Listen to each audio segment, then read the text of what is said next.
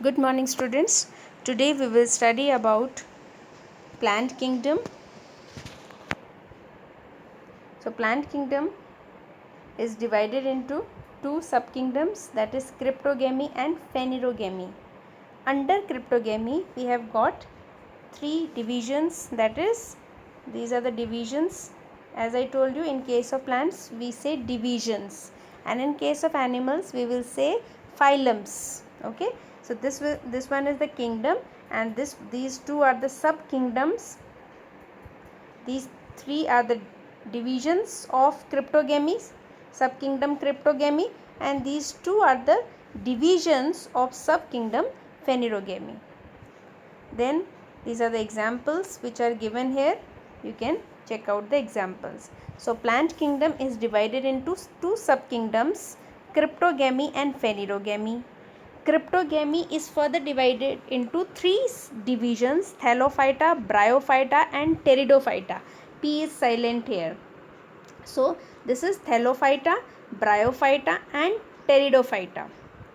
Then phanerogamy, subkingdom phanerogamy is divided into two divisions: gymnospermy or gymnosperms and angiosperms, or you can say angiospermy. If you see, Thallophyta includes algae basically.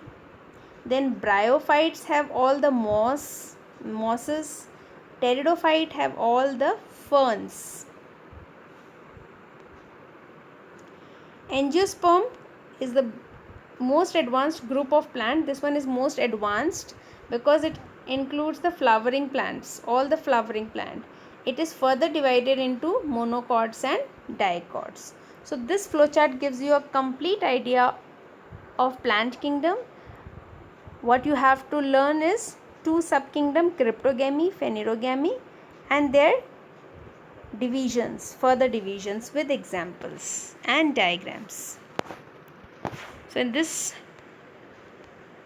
flowchart you can easily understand plant kingdom is further divided into two subkingdom. First one is cryptogamy. In this subkingdom, basically the plants, they are seedless, they do not produce seeds. And in another subkingdom, that is phanerogams or phanerogamy, these plants are seed bearing plants, they do have the seeds. They were more advanced. Phanerogams are more advanced as compared to cryptogams. Now cryptogams or cryptogamy is further divided into three divisions, namely Thallophyta, Bryophyta and Pteridophyta. And phanerogam is further divided into two divisions, namely gymnosperms and angiosperms. So under plant kingdom we have to study all these five divisions in detail.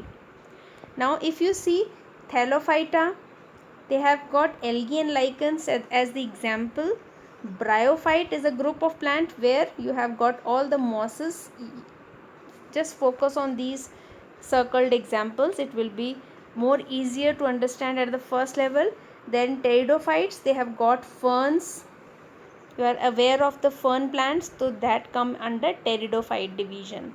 Then gymnosperms, all like pinus and cycas, evergreen plants with cones, so they are called gymnosperms.